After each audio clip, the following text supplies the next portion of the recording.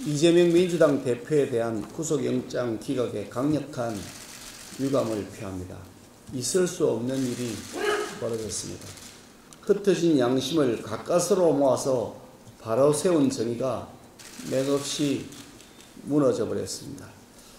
양심 있는 의원들의 결단, 정치 심폐소생술로 어렵게 살려낸 정의가 김명수 체제가 만들어 놓은 편향적 사법부의 반국민적, 반역사적, 반헌법적 결정에 의해 질식당해버리고 말았습니다.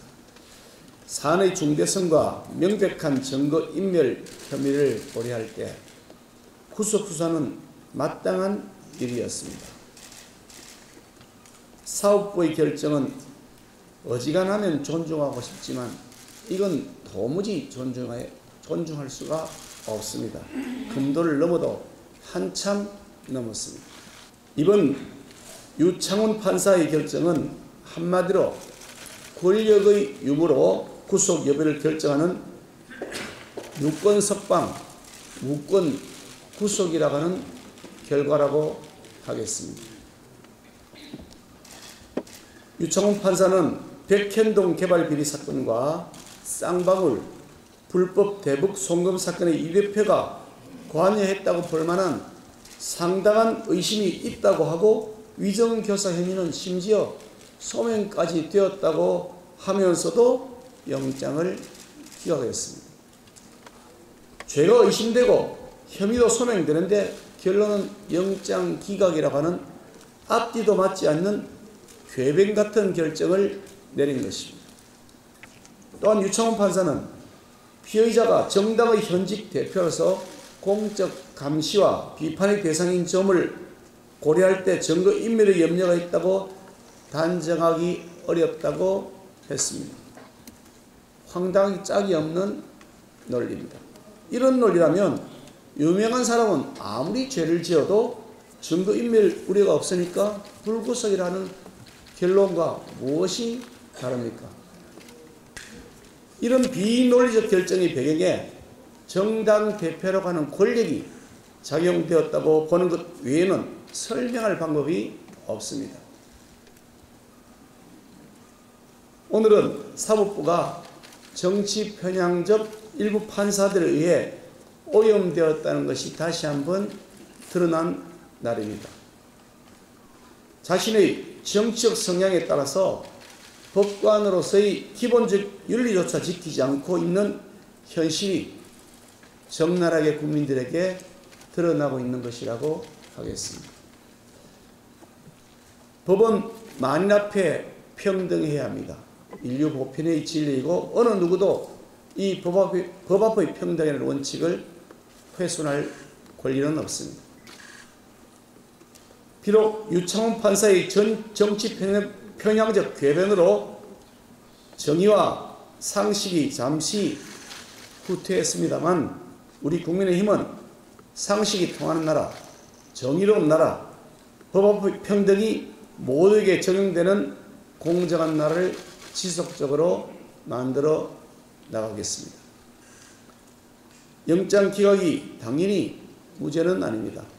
재판 과정에서 진실이 백일하에 드러날 것입니다. 법원이 이재명 대표에 대한 검찰의 구속영장 청구를 기각했습니다. 너무도 당연하고 합리적 결정입니다. 사법정의가 아직은 살아있다는 것을 확인했습니다. 윤석열 정부가 정치검찰을 동원해 무도하게 야당을 탄압하고 정적을 제거하려 한 무리한 수사가 법원의 문턱에서 제동에 걸린 것입니다. 법원의 결정은 영장 청구에 대한 심사를 넘어 정치검찰의 무리한 수사와 권한남용에 대한 심사이자 판단입니다.